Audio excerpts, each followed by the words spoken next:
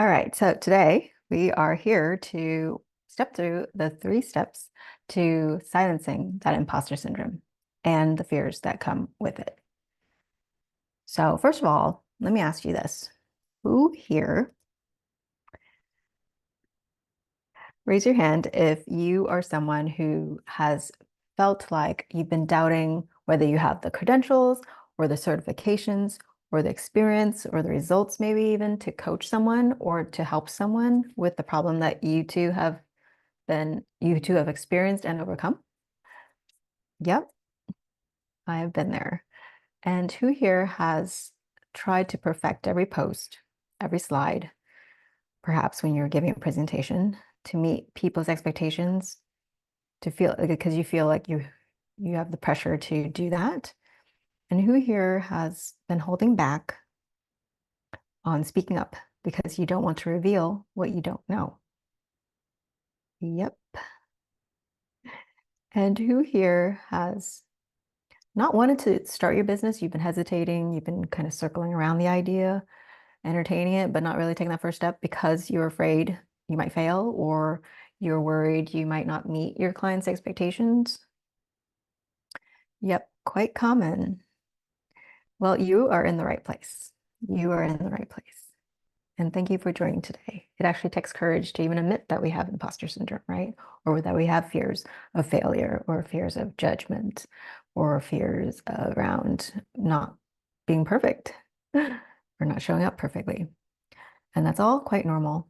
And just like with addiction or habits, we need to first admit that we have that kind of problem, or not a problem, but that it's there, that it's a thing, right? Instead of shoving it under the rug, thinking like, oh, it'll just go away by itself if I don't pay attention to it, until it shows, it rears its head again, right? When we're trying to give a presentation or we're working on something and we're putting so much pressure on ourselves to be somebody, to be this imposter, this image, this identity that we've crafted, that people have begun to expect of us.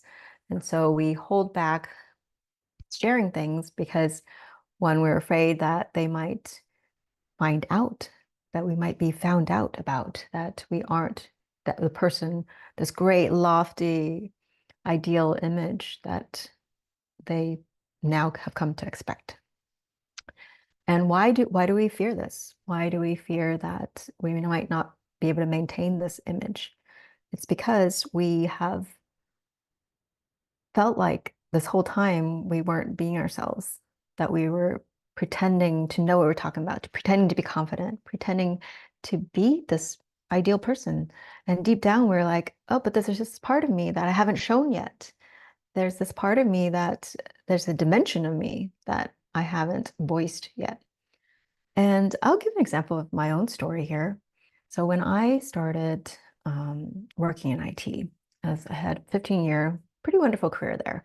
But I would say the first 12 years of that 15-year career, I was probably wallowing in this imposter syndrome without knowing that's what it was called. Now we have a name for it, so it really helps to shift through it by just having a mere name and identifying like, hey, it's a thing here. But at the time, I did not know. I did not know I had that condition or behavior. And so what was happening was I would attend these big meetings and I would sit quietly. I was actually quietly, secretly hoping no one would call on me, that even no one would notice me, that I was just sitting there. And if I just keep to myself, no one will notice me and no one will call on me. And the thing is, I wasn't invisible, so I was called on. I was called on, and when I did, I would turn red in the face. Like I could feel this nervousness and the red, the blushing coming up to the surface of my face. I'm like, oh no, everyone's eyes are on me because I'm being called on now. Oh my goodness. So coupled with the imposter syndrome, it was anxiety. I had social anxiety around just being there, being seen. And I didn't want to be called on because I didn't want to not know the answer. I didn't want to not have the answer. And so by not having this, or by having this fear of not having the answer, when I was called upon, I was more nervous than ever. I was a wreck. I was like, oh no. And whenever I was asked to present, I would just freeze. I was like, no, I really don't want to. But so that's my story of like how nervous, how a wreck I was just because I didn't know how to deal with this self-doubt. And today, though, you're here, you've admitted to it, you recognize it as a thing, and we are going to get to the bottom of this today, get to the root cause of it. So let's get started here.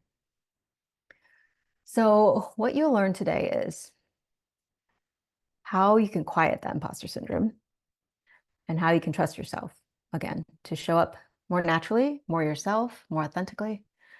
And you'll learn what imposter syndrome is to begin with, right? What are we really dealing with here? What's this beast or mouse or little kitten, whatever, right? Whatever we want to see it as. What are we really dealing with here? What is the reality of it? And not making it more or less than it is, just a word, imposter syndrome. And we're going to learn where imposter syndrome comes from, where it comes from. And we're going to learn the 3 steps to shift through imposter syndrome, through the self-doubt that comes up, through any fears of failure, of rejection, of judgment that comes up. And stay tuned to the end because we're going to have a bonus exercise that will allow you to shift your identity. You're going to do some identity shifting, and instead of trying to meet the expectations of what others have created for you, you're going to set that expectation for yourself of what this identity is, this best version of you. We're going to connect with that today in this bonus exercise at the end. And you'll have an opportunity to join our 5-day challenge so that you can implement all that you learned today into your daily life. Because here's the thing, what's the point, right? Who can agree with me here? What is the point of learning the how if we don't do the how, right?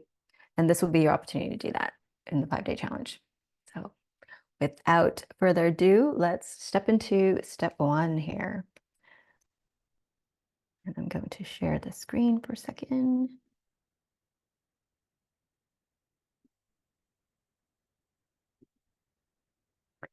So step 1 is, as we were saying earlier, to acknowledge, to admit that this imposter syndrome is a thing. That's not something that someone's just talking about, right? Now that we have a name for it, it's easier to understand it. And like I was saying earlier, it takes courage to recognize it and to admit to having these fears and self-doubts. And the first step that you've already done is to admit that it's there and that we can stop it denying that it's there so that we can free its hold over us. So let's begin with what the definition of imposter syndrome is, right? And you can answer this question first, but here's what what the dictionary or the WebMD website has given us. Imposter syndrome is when you doubt your skills and successes, and you feel you're not as talented or worthy as others believe. And you're scared that one day you'll be found out, that people will realize that you don't have the talents, or you don't know your shit, or you don't know everything that they thought you did, right? And you feeling like there's this expectation that you're supposed to meet with all this. And so in short, imposter syndrome is when we try to be someone we think we're supposed to be, whether it's for someone else or for ourselves. We're trying to be someone we think we're supposed to be, and that we're not. And it's really, imposter syndrome is really this uneasiness, this uneasy feeling we have because it's not easy to pretend to be someone else, right? It's not easy to fake this person or these expectations of this person, to try to meet that. And because it's not really us, right? Sometimes it just feels misaligned. And so it's this uneasy feeling we have in the body. And it's a feeling we get when the identity we think we need to uphold, we need to maintain this outward appearance. It shows up. It's so when we feel like we need to uphold and maintain this identity, and it doesn't line up with who we really are, who we know we are deep down. And it's this part, like we for example, right, with outside, like in the corporate world, we value being serious. We value being serious about the work, being committed. And we think that being serious is what is synonymous to being committed and being professional. But deep down inside, we might be like, I want to just be goofy. And like for me in the office, I was like, oh my God, everyone's so serious. Why can't we just crack a joke here and stop cracking the whip instead? And so I would be sitting there like, oh, and every time we would have these great laughs, people would lighten up, loosen up, and then we'd have even a more productive meeting. I don't know if you've ever felt that way before. And so when the identity of who we think we need to show up as doesn't align with who we feel we want to be, who we really want to express, then we begin to doubt ourselves, right? We doubt that we can maintain this and keep this up because it's draining to us. This faking is draining us. This lack of or suppression of our self-expression is draining us. And so, let's talk about like how this imposter syndrome shows up. What does it look like or feel like? And really, it's a pressure. It shows up as a pressure we have to maintain this public image, right? This identity, and to meet people's expectations of ourselves. And it can show up in our perfectionism, our need to try to make everything perfect, try to make these slides perfect. I kid you not, I would spend hours sometimes on end with these slides. In the past, this is my fourth workshop now where I am not spending so many hours agonizing and tweaking every little image on a slide, because now I know I can be more resourceful here. I don't feel inadequate. I will talk about the shadow of inadequacy in a bit here, but I no longer feel like I need to prove myself. What is important to me now is to get the point across here to whoever's on this, who watches the replay later.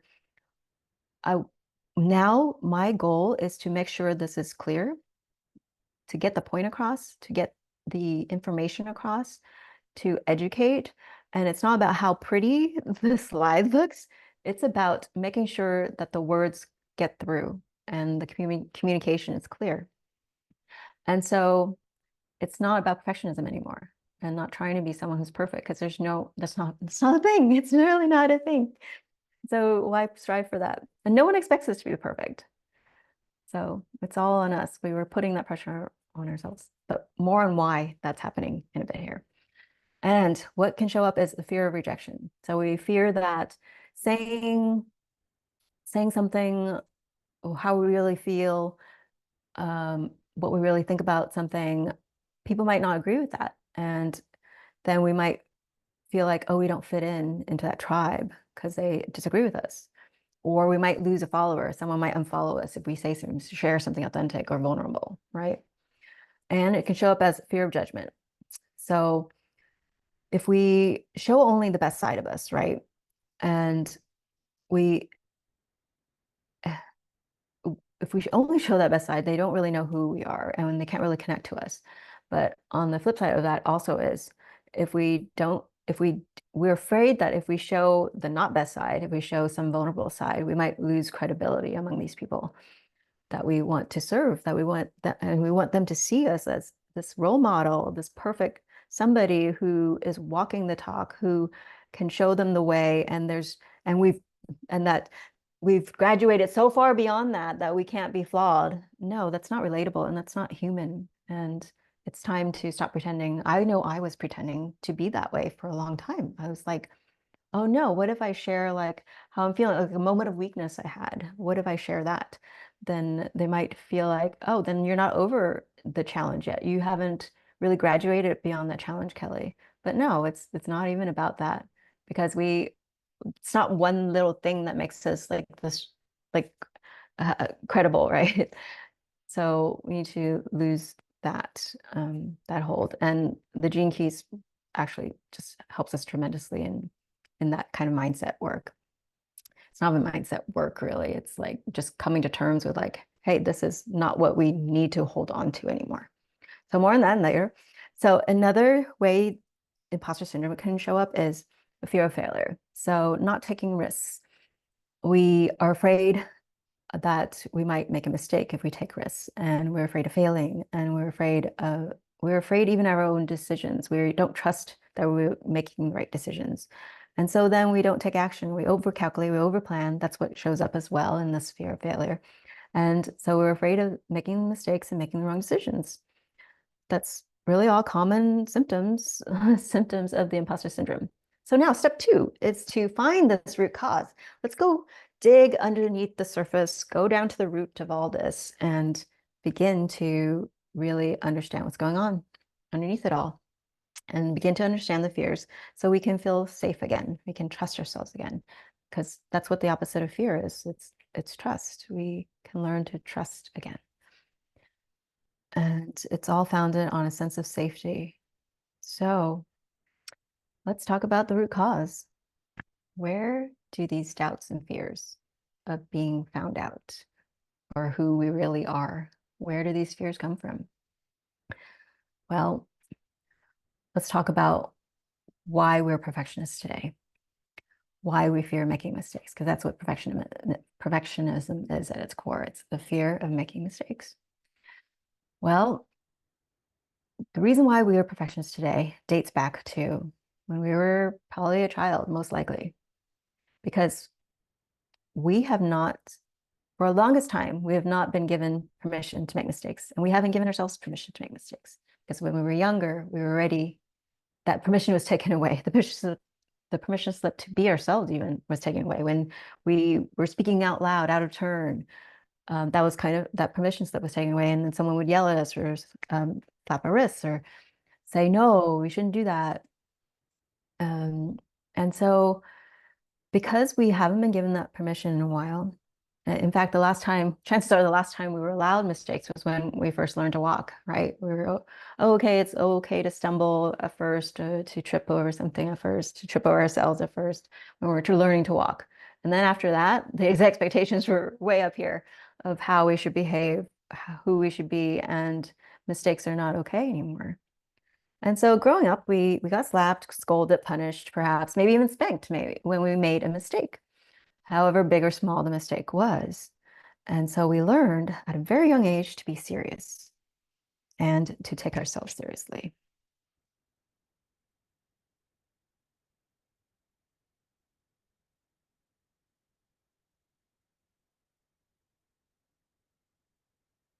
And so we thought that's what growing up was about. We thought growing up meant you have to be serious, you have to take things seriously. And serious means being professional, as we were saying earlier. And so we thought we had to take life seriously to succeed in life. So what's the opposite of serious? No more play, right? We stopped playing because we thought we had to be serious all the time. Stopped having fun then. Oh my goodness, right? You see how all of these dots are connecting together now? And so what's the opposite of making mistakes? What's the opposite of someone who's mistake-free? Perfection, right? Being perfect. And that's when that goal of being perfect was assigned to us at a young age because we weren't allowed to make mistakes. And this assignment of being perfect or being that perfect person who could do no wrong, that was assigned to us by someone else in our lives. And it's a role we've tried to uphold, or an image we've tried to uphold even to this day for most of us, for a lot of us. And so the question I have for you is, who here values making a good impression on other people? Yeah. And who here values what others think of you? Who here values what others think of you? And who here values how others see you, how others perceive you? And who here values the things others say about you when you aren't there? Most of us do. But why do we value this? Why do we value so much what people think? Okay, so who wants to dig a bit deeper now to get to the root cause and get to the bottom of all this finally? So we can kind of uproot all of these fears and doubts and perfectionism, and finally plant new seeds, which is step 3 in a bit here. So if we were to dig deeper here now, going underneath the surface, growing up, it matters so much to us, right? That our parents approved what we did, that our teachers said good things about us, that we got approval, and this approval made us feel good, right? That's why we wanted it. It made us feel good about ourselves, and feeling good made us feel safe. And while not on the flip side, if we didn't get the approval, that made us feel like something was wrong with us, like we weren't good enough to receive approval or to receive their love. And we mistook their approval for their acceptance and for their love, right? That's the mind-blowing realization here. We mistook that external validation, that approval, and their acceptance for love. And so we were feeling empty. We felt like we missed this love if we didn't have their approval. So let's go even just a tad bit deeper now. We're hitting like the rock bottom now. We're at the roots, even right there, pounded under the ground.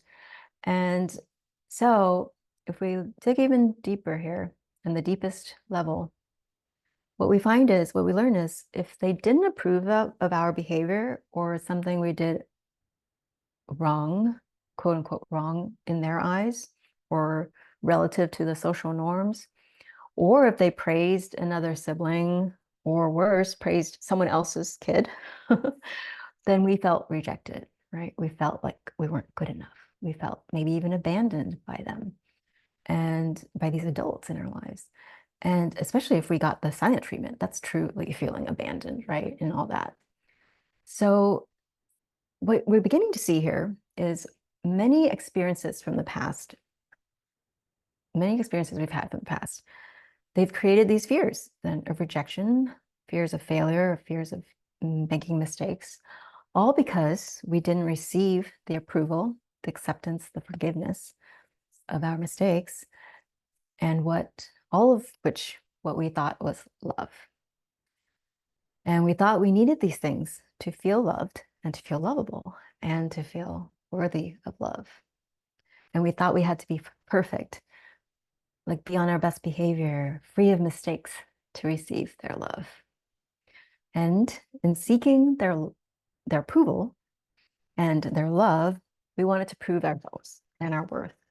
So we tried to show up as this perfect person who didn't have flaws, who didn't make mistakes, who did what was right all the time. And also because we had to uphold this, we wanted to hide what we weren't perfect at or what we were kind of not giving into, right? If we were giving into things we were ashamed of.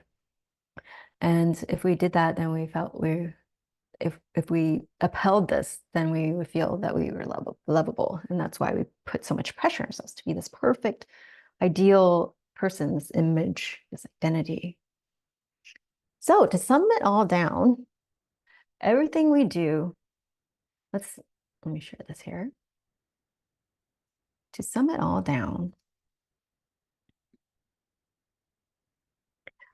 everything we do is either one, to feel loved again, to feel accepted, like we fit in, like we belong, to feel forgiven for mistakes, to feel praised.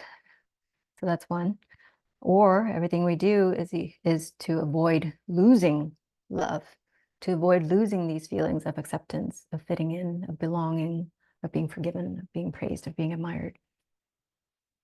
And so the approval, acceptance, validation, and success that we crave is mistaken for a desire to be loved in the end. We've mistaken that. And the fear of judgment, rejection, failure, perfectionism, these tendencies stem from a fear of losing love.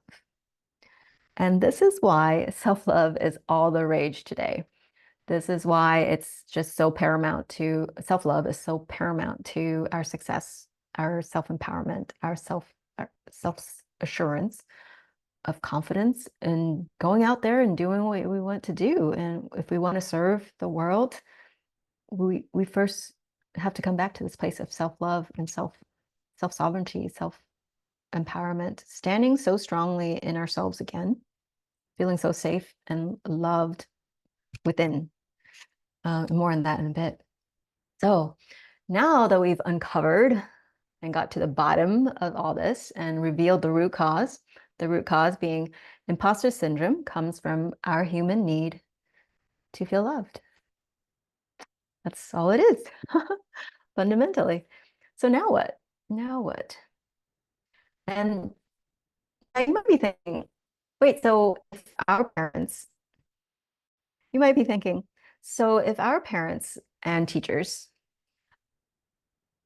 were the ones that told us or didn't approve of us of doing things and instilled this kind of beliefs that, oh, this isn't the right thing to to do, or this isn't the way to behave, being loud, being obnoxious, or going and being ourselves, right?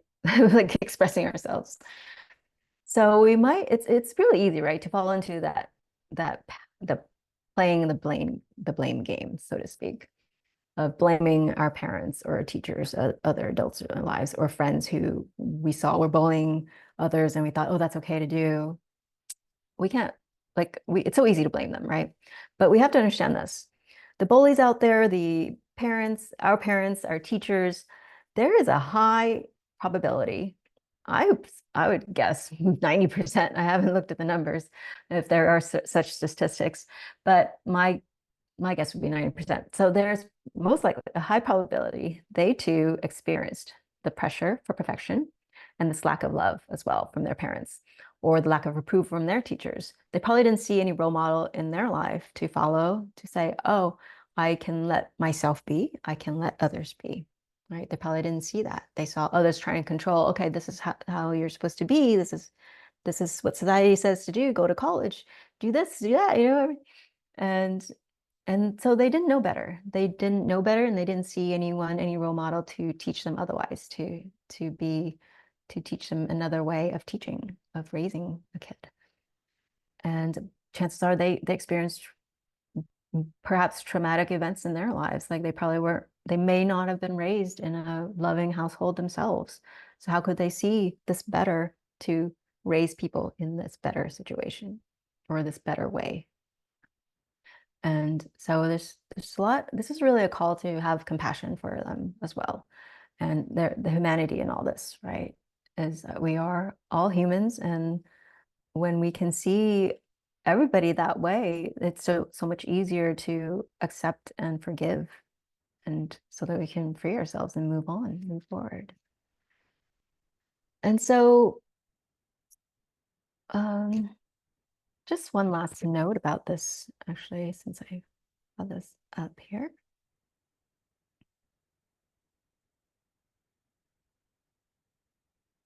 So it's really easy, right? We were saying to fall into this role of victim or the blamer in our story. But who benefits from this if we do play this story? And I recently spoke to someone that was playing a lot of the blame game with their parents. And this is why I really want to drive home this point, because I've seen it actually in three circles at least now of friends, independent circles, where we're blaming our parents for these things that happened to us, um, or how they raised us. And when we play this victim or blamer story, though, or play this role, who experiences growth in all this, though? Who experiences happiness in this? And who experiences love? Or should the question be, when we assume the blamer role, who gets robbed of their growth? Who gets robbed of their happiness? Us, right? Who gets robbed of love? And who gets robbed of our freedom? We do. We do when we play the victim mode. We've given away our power.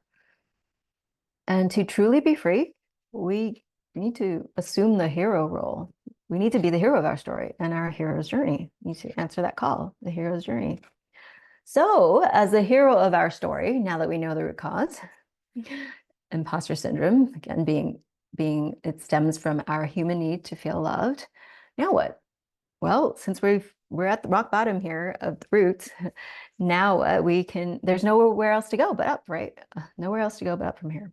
So, step 3, we're planting new seeds now. We've already uprooted everything. Now it's time to plant new seeds. And to plant these new seeds, we have a great resource called the Gene Keys. And with the Gene Keys, we can unlock the doors to self-love again, to self-trust again, to self-assurance, sure-footedness, where we can stand our ground, like knowing like, hey, we have strong roots now. Planting these new seeds, now we can seed stronger roots, we can grow stronger roots. And that's what builds the foundation of a strong business now. So let's jump into the 5 common shadows, the 5 gene keys that really unlock all this for us.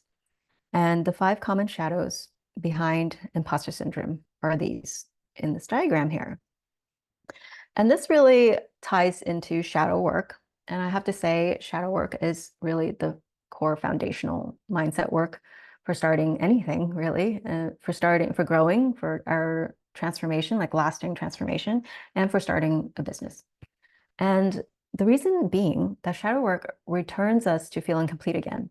And you know those triggers that come up, like for me, and actually I'll jump into that with Gene Key 48 later, but this the shadow work brings us back to feeling a sense of completeness. Otherwise, these triggers will keep coming up, keep showing up, and they'll rear their heads when we think that they're over.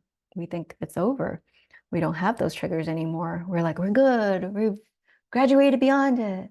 And then this trigger happens out of left field. And like, darn it, that again. Like I used to get so angry all the time. I would get so upset, easily upset. I would get red in the face. I would throw my phone even on the ground one time, or a couple times, really. Luckily, it was on carpet and it didn't crack. But I kid you not, I can't even remember why I did those things. I did it when I did it. I just remembered upset. And it was most likely because I just lost all awareness. I lost all function. That's why I can't remember why. But this, like the gene keys will set you free. It will set you free because it set me free. I don't get those triggers anymore. Like I'm so, like I have this, I've developed these new neural pathways to recognize already and choose a new path to responding to a situation. And so we're going to jump into a gene key here, that a beloved gene key of mine, which is gene key 48, the shadow of inadequacy. I'm going to jump into this one because it's come up for me a few times. Now, you might be thinking, gosh, it's not a one and done deal. Like, I don't just work through the shadow once and it's done. The trick is, it's probably 3 times most that you'll need to do it. And the thing is, the trick is to choose a new response when these shadows come up.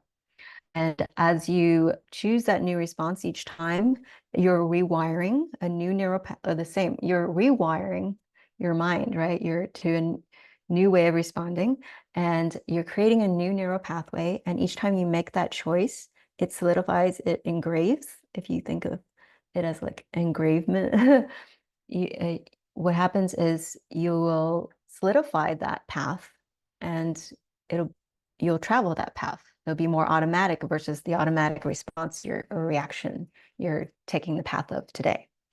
So that's the magic of how it works. And so with our beloved Gene Key 48, this shadow of inadequacy, for me, it showed up as feeling unworthy, like if I didn't fulfill my purpose. Actually, I don't have Gene Key 28 on here, but that's the shadow of purposeless.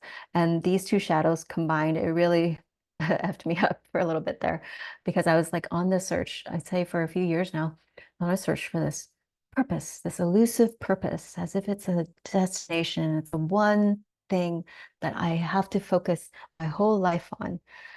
It wasn't until I took a step back after a tarot card reading.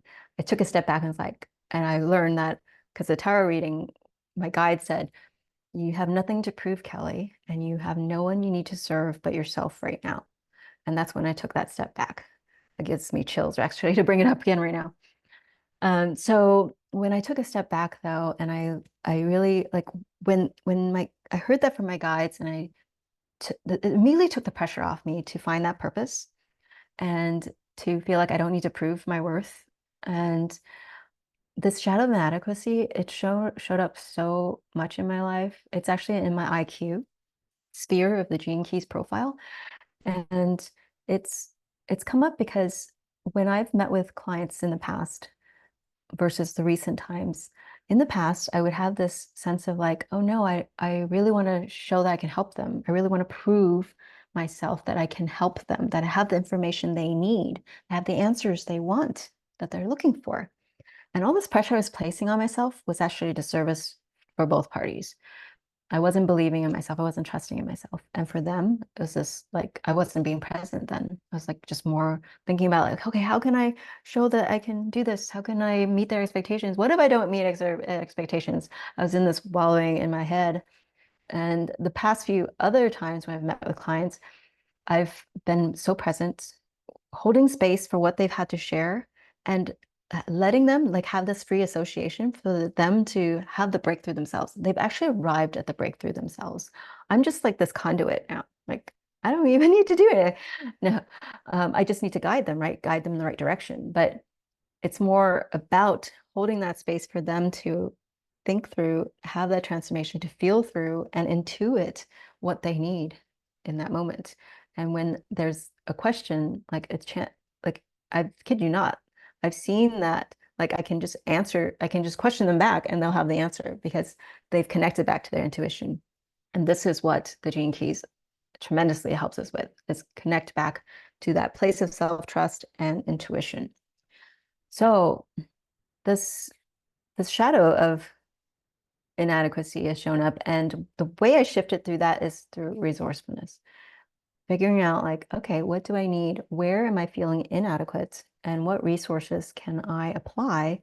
What can I learn more of? What skills do I need more of to feel inadequate, to feel adequate, to feel worthy, or to feel like I can do it? Not to feel worthy, but yeah. I don't have the sense of like, oh, I need to prove myself anymore, to prove my worth anymore. It's and when if it does come up and when it has, I would remember, I would go back to this, okay, resourcefulness again. What resources do I need? What people, what support do I need? So I invite you to study these, to plant these new seeds. We have 20 minutes there. Okay. So what we can do is actually go over a couple of these. So that's 48 here. So what does 48, what else does the shadow of inadequacy look like?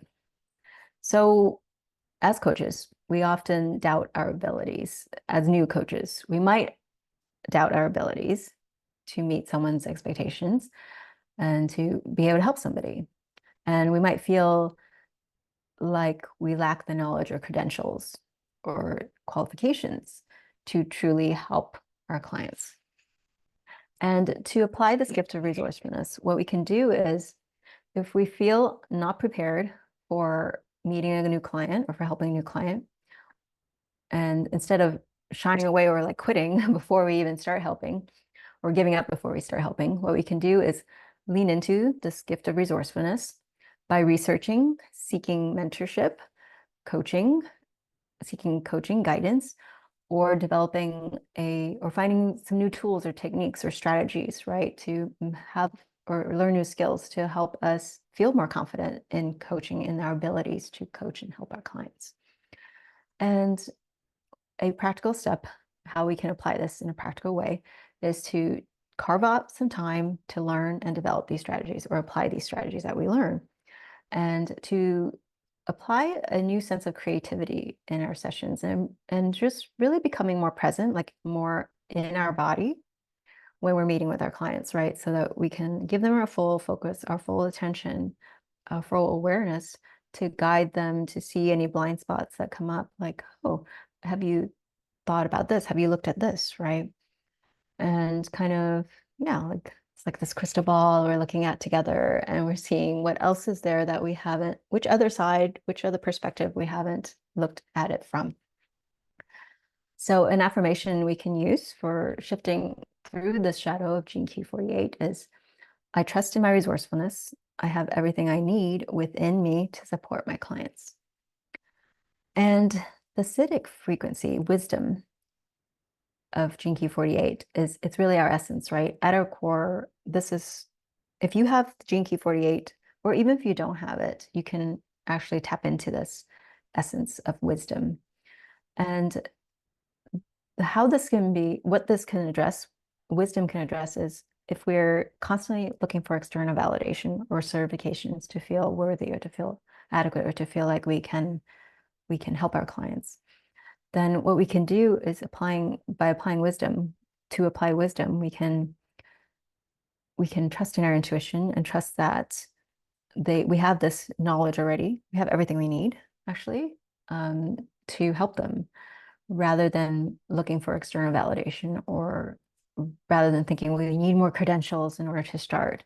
We can trust that, hey, we've already overcome these challenges before. We've healed ourselves with the method we've used and we've found, and that we've kind of combined together different methods to help ourselves, we have all we need. All we need really is to accept, to go out there and see like, oh, who's looking for this, and get our solution in front of them. That's all it comes down to. Okay, another example here is the shadow of pride. So gene key 26. And the way how this might show up, and for me, this has shown up so many times. So really, let's talk about this a little bit though. So the shadow of pride can, what's pride, right? It's really when we feel like there's this reputation we have to protect. Like there's this image, this identity, the way people see us, this external appearance, we need to protect it. And the shadow of pride is about being so proud that we can't let people see what's really underneath, or what parts we are ashamed of. So like for me, example is if I feel like I'm ashamed of not having like a $10,000 coaching business.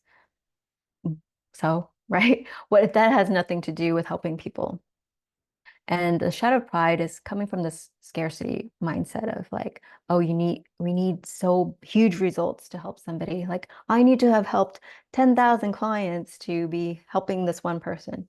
But if we never start, then we haven't helped anybody and we'll stay at helping nobody, right? And so it's so important to see that the scarcity mindset keeps us scarce versus an abundance mindset of, hey, once I start helping somebody, I can help more people and more people and more, and I can prove out this process even more and really improve it and get it out there so that more people can heal and get relief from the struggles they're struggling with. Okay. And I'll just come back to this here. So an example of a common struggle of pride is when we feel the need to prove ourselves and leading to overpromising or presenting ourselves as this perfect, experienced person. And that really shoots us in the foot, right? We're already being dishonest out there. So if we're being dishonest, how good can we feel inside, right? And that's me. In the past, I've pretended to be like, oh, hey, like I have this really working, functioning solution here. It's like so many times I was doing that with these workshops. And now, like the past 4 workshops, I don't have to do that. I don't feel the need anymore. That pride, it doesn't stop me. It doesn't make me lie more, because I've shifted into this gift of artfulness here. And we'll get into that in here. So this is a great segue, actually. So artfulness, how do we exercise this gift of artfulness? So when we exaggerate our stories, like in the past with a client, when they had a success, I'd be like, wow, look at this. We've collectively manifested this. I'm like, yeah, maybe, but really it's about them, right? It's about what they've gotten from that whole process and how they've used it for their advantage to create their own transformation. That's what it's about. It's artfulness. It's we're out of the picture now. There's nothing about our pride or our reputation. And it's about being invisible now, actually. Like if we were to take ourselves out of the equation, it's really about their transformation, right? We're just this conduit, like this, like if you understand Reiki healing, we're not doing the healing as Reiki healers. We are just channeling the energy. It's flowing through us from source. And that's the healing power. We're not in the picture. We're invisible in all the healing. So it's the same thing, very same thing. Coaching is healing. Coaches are healers at the end of the day. Whether people believe in healing or not, we are healers in this way of being the conduit. And so to apply this gift of artfulness, we can create, for example, blog posts or articles or videos, content that share our lessons from our journey. We can reveal what we've experienced, these challenges, the healing challenges, the symptoms we've had. And it's really, I hate it when they say like, go be vulnerable just for the sake of being vulnerable, just so that you can be relatable or whatever. But really, what we're talking about is being authentic, Because when we're authentic, the vulnerability naturally comes up. When we're authentic, we share our real stories, we share our real side, we share all sides of us.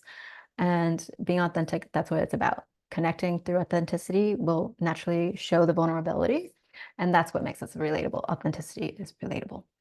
So when we begin to share our our lessons from our journey, and we share our challenges and the breakthroughs we've had, what we've learned in the process of growth and development, and overcoming our challenges, overcoming that healing, the symptoms we've had, the challenges, we can then they can then see like, hey, one, it's possible to overcome it, and they can see how relatable, like, hey, we've gone through the same challenges they've gone through, and we're all like a big happy family then, right?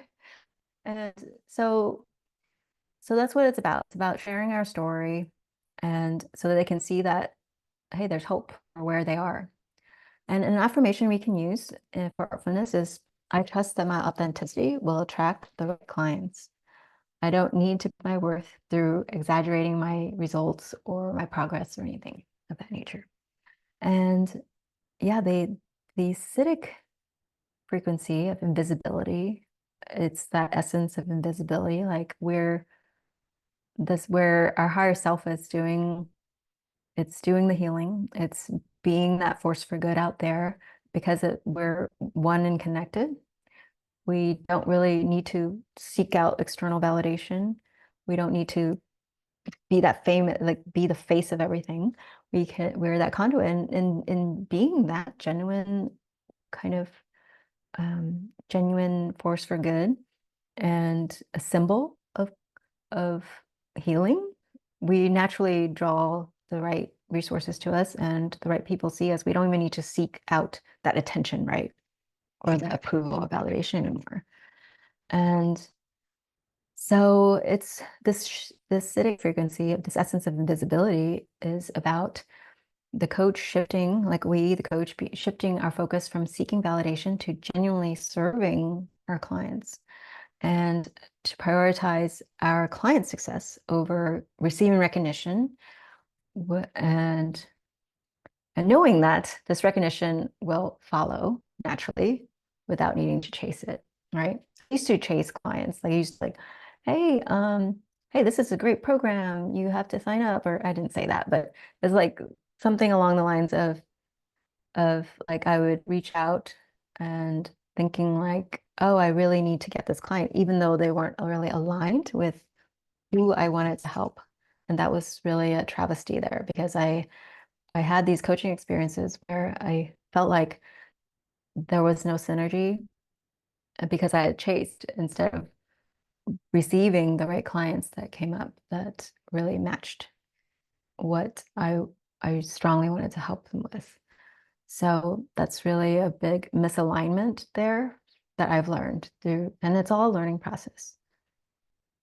So, what's your biggest takeaway from today? Please go ahead and type that in. And with this biggest takeaway, what's one action you would take to implement this biggest takeaway? Please also put that in the comments. What's one action that you would take to implement this biggest takeaway? Because it's so important to integrate what you've learned today in order to really make use of the time that you spent here, 50 minutes of it. And when you have this one action that you can implement, when will you do it? Because when you schedule it, it'll happen. But if you don't schedule it, it most likely won't happen, or it might still. But when you schedule it, there are higher chances are it happening. So when will you do it? When will you do this one action to implement this? Put that in the comments too.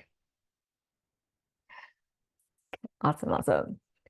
And now I present you a 5-day challenge opportunity to join this challenge to implement all you learned today into your daily life.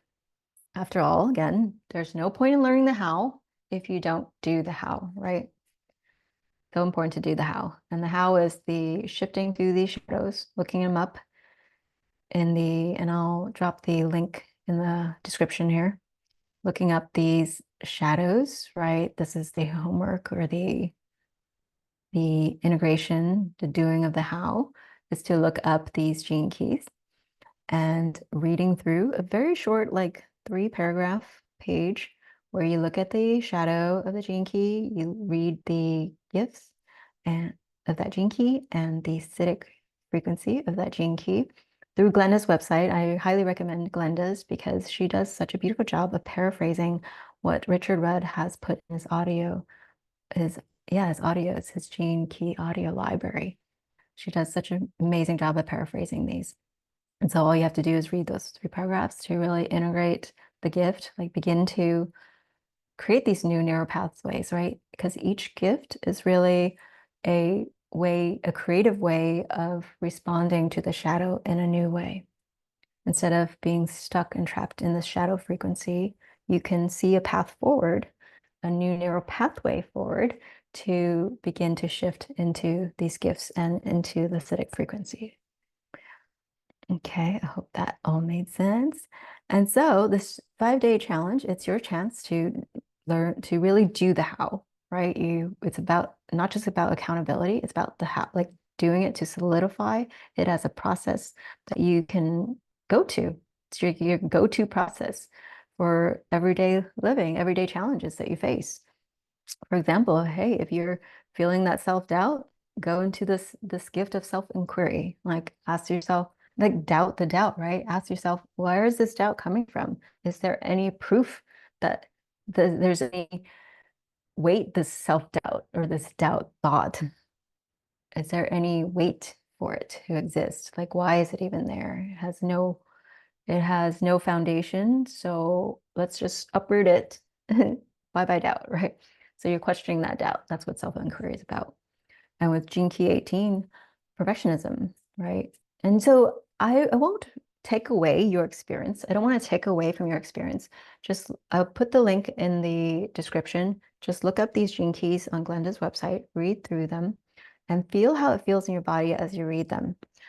Don't just read them through your mind. It's not about our mind trying to process these words. It's about feeling it in our body, feeling it in our hearts. That frequency is emanating from our body, our hearts. This gift frequency of integrity, for example, or the self-inquiry or the resourcefulness or the artfulness, these are emanating from our body, this frequency. And so the more we tap into this, there's so much energy that these words carry. The more we tap into this, the more attuned we are to these frequencies, and the higher our vibration will be. And so when these shadows come up, we know exactly what to do. We'd be like, hey, I recognize you, self-doubt.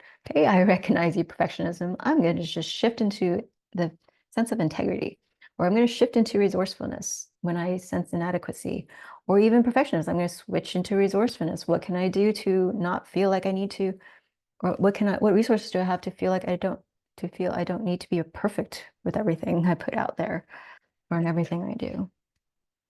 And so, yeah, that's what it is at the end of the day. So the self-doubt that comes up, it's simply the absence of self-trust. But we can, when we restore this trust, this self-love, this self-assurance, we can then lift off that self-doubt. It'll be like this little quiet, like, hey, I'm here. But just here, you don't have to pay attention to me. That's what self-doubt would sound like. So this 5-day challenge, it's about journeying back to self-love, back to this self-trust, trusting in ourselves, trusting in our intuition again, our heart's intuition, and self-actualization. We'll feel like we're meeting our potential more, because when we're operating at these gift frequencies and the acidic frequencies, we can begin to tap into our potential and self-actualize, be that amazing coach we are designed to be, or that teacher, or whatever it is you really, if it's a mentorship, you're wanting to really be successful in a group leader, workshop leader, retreat leader, whatever it is, you are designed to be successful in that. And you can be successful through shifting or through these frequencies.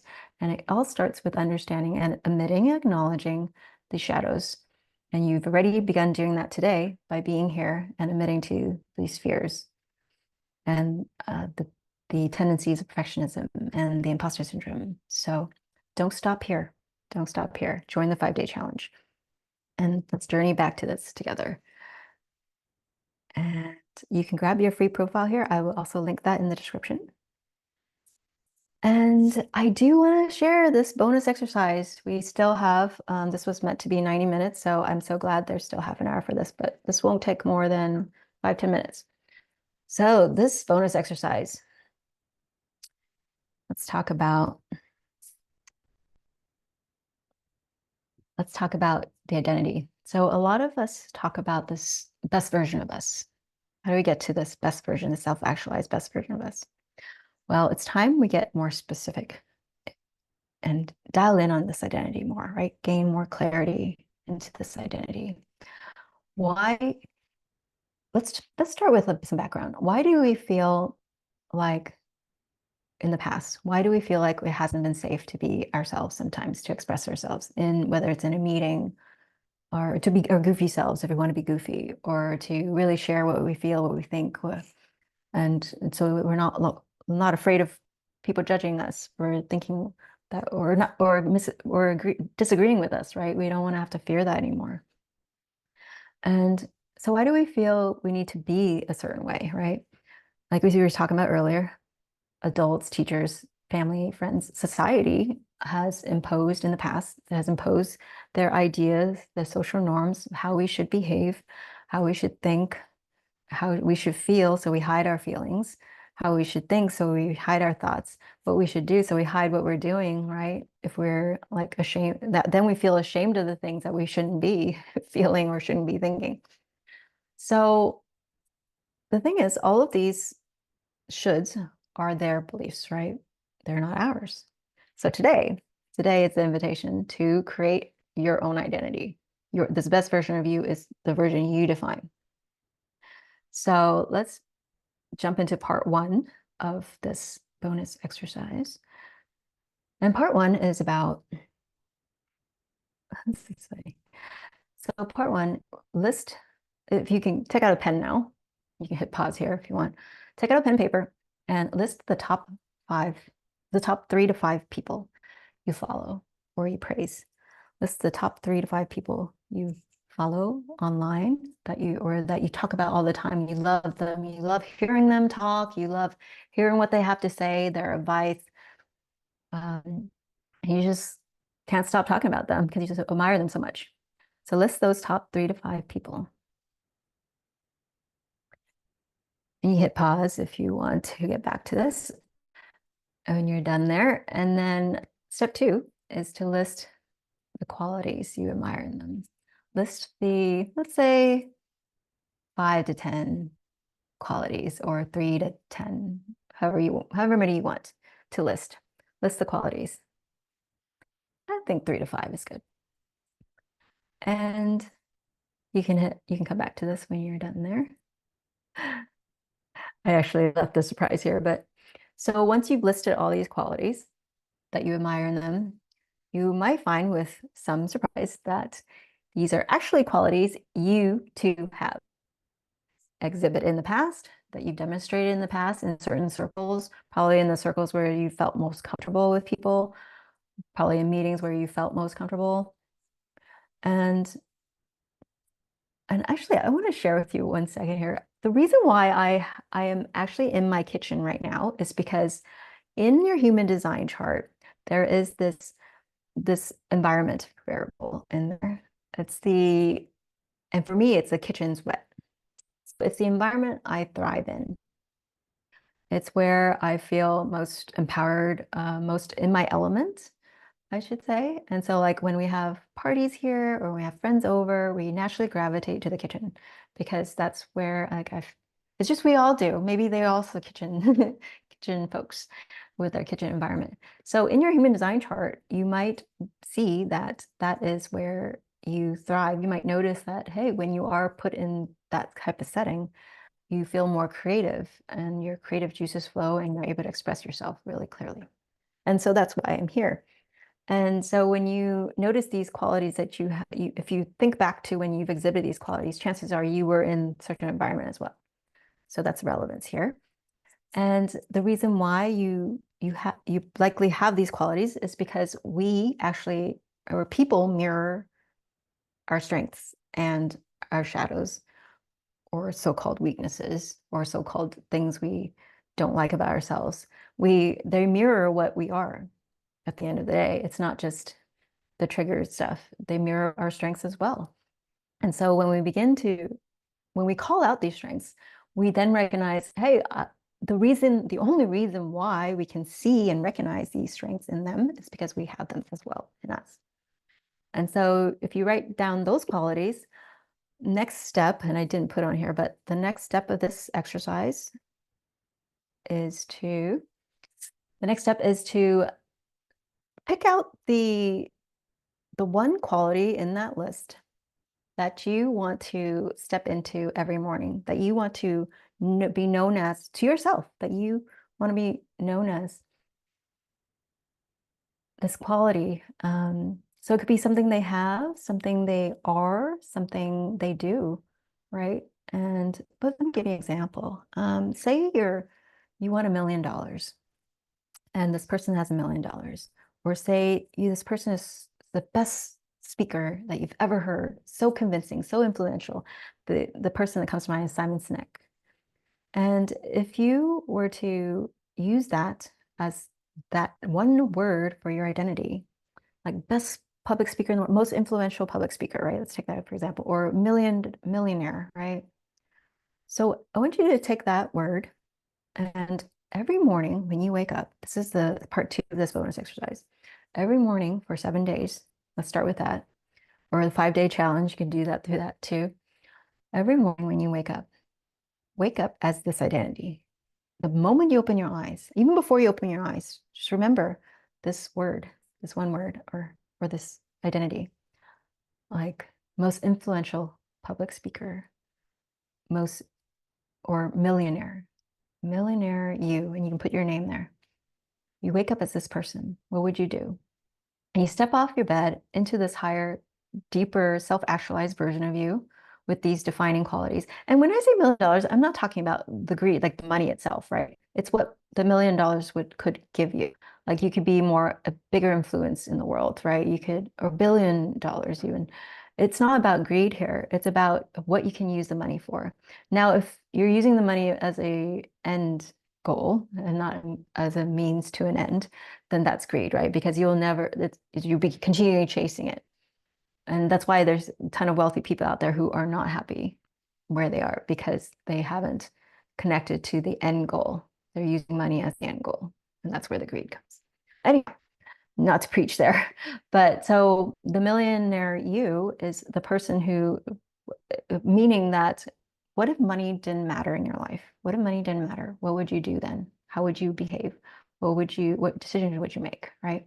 So you step out of bed into this higher, deeper, self-actualized version of you with these defining qualities embodied. So you're operating from these higher frequencies, acidic frequencies, most likely. And so you're artful, right? For example, you're invisible, the gift of artfulness. You're this amazing influencer, a very influential speaker. And so what are the things she does? What are the things this influential speaker does? How does she treat others? Like very successful, right? This or millionaire person. Well, how would she treat others? She would treat others with respect, right? She has nothing to lose, nothing to hide. And what type of decisions would she make? She'd be grounded, like she'd be so sure of herself in making decisions, right? And how would she talk to herself? How would she talk to others? If she has nothing to prove, how would she present herself, carry herself? How would she pose? Like, how would her posture be, right? So you're totally embodying this being, this identity, this best version of you. And what goes on inside her beautiful mind? Where does her attention go? Certainly not to the trivial things, right? Like someone cutting her off. She doesn't care. Like, hey, like, look at this. Like, she has a wonderful life, wonderful focus on what lights her up. She's doing what she loves. So, and she's influencing people. She's changing lives. at least impacting, empowering people, guiding people to find their own breakthroughs, right? Facilitating it as a healer, for example, or the best healer in the world. Like there could be so many just one word kind of or simple identities you can choose from that could really shift the way you carry yourself and shift the way you think and what you focus on. And this is the frequency. This is the frequency you can begin and end your day with every day for 7 days. See what happens.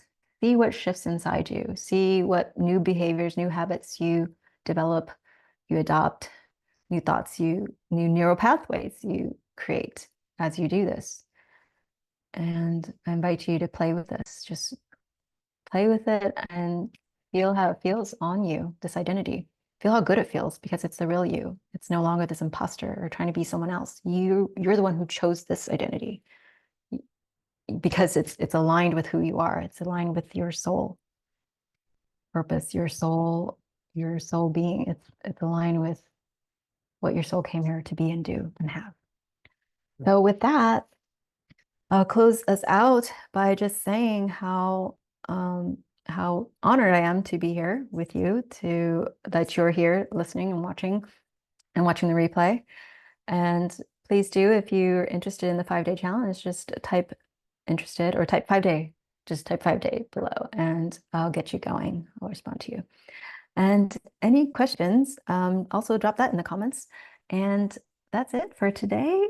I will talk to you soon. I truly appreciate you taking the time to watch through this, to listen through this, to overcome, acknowledge, first of all, this imposter syndrome and to begin to understand it so you can free yourself of it. And I'm looking forward to the breakthroughs you have from implementing your biggest takeaway today. And I wish you the best of luck in all your endeavors, and I will talk to you soon. I love you so much. Thank you. Thank you. Thank you for being here. Namaste.